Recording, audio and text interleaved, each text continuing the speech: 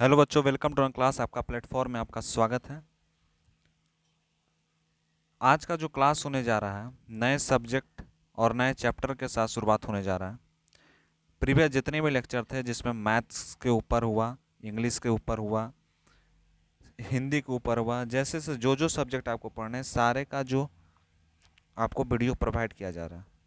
तो आज का जो क्लास होने जा रहा है इसी तरह से ज्योग्राफी के ऊपर का फर्स्ट चैप्टर जो भारत संसाधन एवं उपयोग जो है बिहार बोर्ड में जो पढ़ना है उसका क्लास स्टार्ट हो रहा है। तो आप लोग कैसे हैं? और आज का क्लास आपको बहुत ही मज़ा आएगा आज के क्लास में, क्योंकि आज जो है इसका फर्स्ट चैप्टर की शुरुआत होने जा रही है। तो चलिए स्टार्ट करते हैं आज के क्लास को। चैनल पर नए हो चैनल को जरूर सब्सक्राइब कीजिए, दोस्तों तक शेयर जरूर कीजिए, क्योंकि यह जो क्लास है बहुत ही इंपॉर्टेंट होने जा रहा है,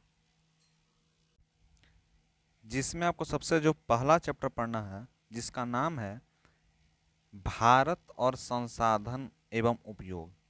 ठीक है, तो संसाधन का क्या महत्व है हमारे देश में, उसके बारे में आपको जानना है।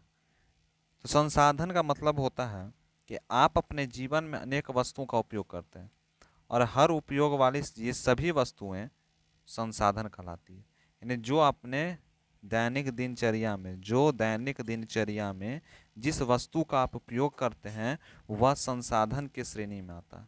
ठीक है, इसमें बोलते हैं कि संसाधन जो है भौतिक और जैविक दोनों हो सकते हैं, यानी भौतिक भी हो सकते हैं और जैविक भी हो सकते हैं। ठीक है, यहाँ तक कि एक और भूमि, मृदा यानी मिट्टी, जल, खनिज जैसे भौतिक पदार्थ मानवीय आकांक्षाओं की पूर्ति तथा सहायता और संसाधन बन जाते हैं। यानी मानव की जो इच्छा होती है, आकांक्षाओं का मतलब यहाँ पर होता है इच्छा। इसका मतलब क्या होता है? इच्छा होता है। तो इसको पूर्ति करने के लिए जिसका उपयोग होता है, जिसमें जल आते हैं, खनिज आते हैं, भौतिक पदार्थ आते हैं, तो सारे जो होते हैं यह क्या होता है? संसाधन होते हैं। दूसरी तरफ जो जैविक में जिस तरह वनस्पति, वन जीव, जलीय जीव मानवीय जीवन और सुखमय बिताते हैं, पीछे नहीं होते हैं, वह भी एक संसाधन का ही एक रूप माना जाता है। अब बात करते हैं कि जो भौतिक और जैविक दो पदार्थ तकनीकी सहारे से जीवनोपयोग करना, यानी जीवनोपयोग, या इसका मतलब यह होता है कि जीवन भर जिसका प्रयोग होना, किसका? भौतिक और जैविक दो सुख जो है जीवन भर प्रयोग जो करते हैं सहारे के लिए, जीवन को जीने के लिए, अनादिकाल के लिए, वह अरण्यों, वनस्पति एवं वन जीव उपलब्ध थे। जलाशय और सागरों में जलीय जीव लाखों वर्ष पूर्व से विचरण करते, यानी जल था जल था, जब अखंड ब्रह्मांड में जब जल था तब जलीय जीव निवास करते थे, और जब हमारा पृथ्वी बना तब धीरे धीरे सभी वन्य जीव यहाँ पर रहने लगे। यही बात बोल रहा है, जलाशय और सागरों में जलीय जीव लाखों वर्ष पूर्व से हैं। सर्दियों से कोयला, पेट्रोलियम, अन्य खनिज पदार्थ पृथ्वी के गर्भ में पड़ा हुआ है, किंतु उस समय के आदि मानव तकनीकी ज्ञान का अभाव था और धीरे धीरे जनसंख्या और आवश्यकताओं की वृद्धि होती गई। इस वृद्धि के तनाव के ज्ञानचर दर को त्वरित वृद्धि किया, और इतना ही नहीं, यदि मानव तकनीकी को पाकर ज्ञानी मानव बन जाता है तो पर्यावरण जो है वह जो है सामग्री जो है उपलब्ध करा देती है, और जनप्रिय तकनीकी के सहारे जीवन में सुखमय जीवन के लिए जो मानव है वह सक्षम हो गया। यानी जब आदि मानव थे तो उस समय उन लोग को उतना नॉलेज नहीं था, उतना ज्ञान नहीं था, तो वह जानते हैं धीरे धीरे जब विकास हुआ, धीरे धीरे मानव के जो मस्तिष्क है उसमें विकास हुआ, तब धीरे धीरे तकनीकी सेवा बढ़ी। जीवन जीने के लिए जो है तकनीकी सेवा जो है वह बढ़ी, और जीवन को सुखमय बनाने के लिए मानव सक्षम हो गया। तो पर्यावरण मानव को क्या किए? सभ्यता प्रदान की। उसको जीवन जीने के तौर तरीका जब सीख गया तो उसको संसाधन में मिला, और प्रकृति सारे संसाधन को दी। जैसे अगर बात किया जाए, एक भौगोलिक थे जिनका नाम जिमेरीमैन था, जिमर मैन था। यह क्वेश्चन जो है ऑब्जेक्टिव बन के आता है कि कौन से भौगोलिक विद थे? तो भौगोलिकविद का नाम था जिमेमेन। क्या था? जिमरमेन। अब उन्होंने क्या कहा, संसाधन होता नहीं बनते हैं। संसाधन जो है होता नहीं है, उसको बनाया जाता है। तो क्वेश्चन आ जाएगा, संसाधन होता नहीं और उसे बनाया जाता है, तो वह कौन कहे हैं? जिमरमैन कहे हैं। ठीक है। वर्तमान परिवेश में जो सेवा को भी संसाधन कहती है, यानी जो वर्तमान परिवेश है उसमें जो सेवा की भावना है उसको भी एक संसाधन का रूप दिया गया। कोई गायक, कवि या चित्रकार अपने क्रियाकलाप से धन अर्जन या स्वयं संतुष्ट करते हैं, उनके द्वारा कार्यकलापों को भी एक संसाधन का ही रूप दिया गया है। ठीक है। आगे का जो पॉइंट्स पढ़ रहा है उसे भी हम संसाधन कहते हैं। ठीक है। कवि का कविता रचना, चित्रकारी, चित्रकार का चित्रकारी, गायक का गायिका, ये भी एक प्रकार का संसाधन है। क्यों?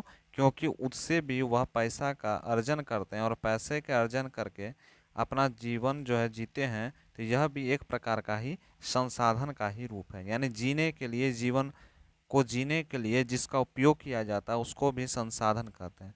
सच यह है कि सच यह है कि मानव स्वयं भी एक संसाधन है। मानव जो है स्वयं एक संसाधन है। क्यों है? क्योंकि उसके पास ज्ञान है, यानी उसके पास तकनीकी है, यानी उसके पास टेक्निकल थिंकिंग है ना। उसके पास क्या? टेक्निकल थिंकिंग है।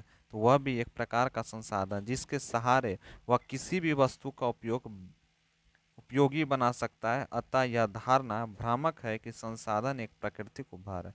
यह जो धारण है यह एक भ्रामक है कि संसाधन जो है एक प्राकृतिक उपहार है। अब देखिए यहाँ पर एक डायग्राम भी आपको दिख रहा होगा।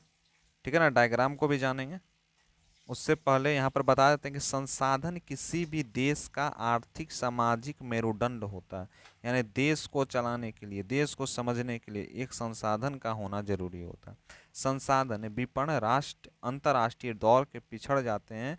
इसका मतलब यह नहीं कि प्राकृतिक संसाधन से संपन्न राष्ट्र ही विकास करते हैं। जापान ऐसा देश है जो प्राकृतिक संसाधन में अंत्यतः विपन्न है, किंतु मानव संसाधन तकनीकी दृष्टि से सबल है और देश के उपलब्ध सभी विवेकपूर्ण उपयोग के विकसित देशों में श्रेणी में खड़ा है। यानी जो जापान देश है, जो जापान है, उसके पास प्राकृतिक नहीं है लेकिन मानव से बना सब चीज़ है उसके पास। मानव निर्मित वह क्या करता है? निर्माण करता है। ठीक है। विकास में भौतिक और जैविक संसाधन एक मानव संसाधन का रूप होता है। ठीक है। उसके बाद बोलते हैं कि जो विविध संसाधन है, जैसे मानव जिसे नियंत्रित स्थिति में रहता है, वह भी एक संसाधन है जो है वह पर्यावरण में उपलब्ध पदार्थ में प्रायोगिक तकनीकी के असबंध स्थापित करता है और पर्यावरण में उपयोग बनाया जाता है। जैसे यहाँ पर संसाधन को कुछ भाग में वर्गीकृत किया गया है। कुछ भाग में संसाधन को क्या किया गया है? वर्गीकृत किया, यानी उसको डिवाइड किया है। किस किस भाग में है? तो सबसे पहले उत्पत्ति के आधार पर जैव और अजैव होते हैं।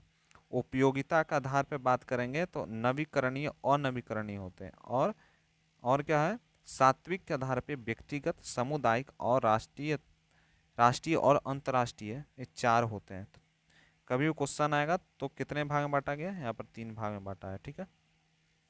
एक डायग्राम यहाँ पर, इस डायग्राम को भी हम लोग जानते हैं। यह जो डायग्राम दिख रहा है आपका, इस डायग्राम में जो आपको है संसाधन के बारे में बताया, जिसमें मानव जो है, यह मानव है, ये पर्यावरण से भी लिया है, तकनीकी से भी लिया है और संस्थाएं हैं। यानी 3 जगह से मानव मानव जो है 3 संसाधन में डिवाइड है। मानव पर्यावरण से भी लिया, यानी इसमें पेड़ पौधे आ गए।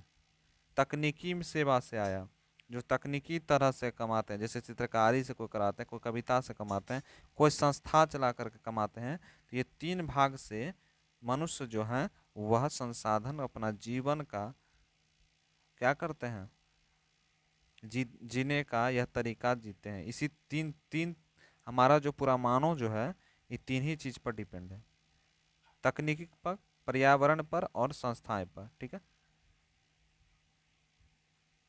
और 3 के बाद चौथा नंबर है कि विकास की स्थिति के आधार पर भी होते हैं, जिसको संभाव, विकसित, भंडार और संचित, यह 4 भाग में संसाधन को बांटा गया है, तो कभी भी आएगा तो हम 4 भाग हम लिखेंगे और हमको उत्पत्ति के आधार पर 4 भाग में बांटा गया, हमको नंबर मिल जाएगा। सबसे पहला जैव अजैव, दूसरा उपयोगिता के आधार पर नवीकरणीय एवं सात्विक के आधार पर व्यक्तिगत सामुदायिक अंतर्राष्ट्रीय, और विकास की स्थिति में संभाविक विकसित और भंडार, ये सब आते हैं। ठीक है,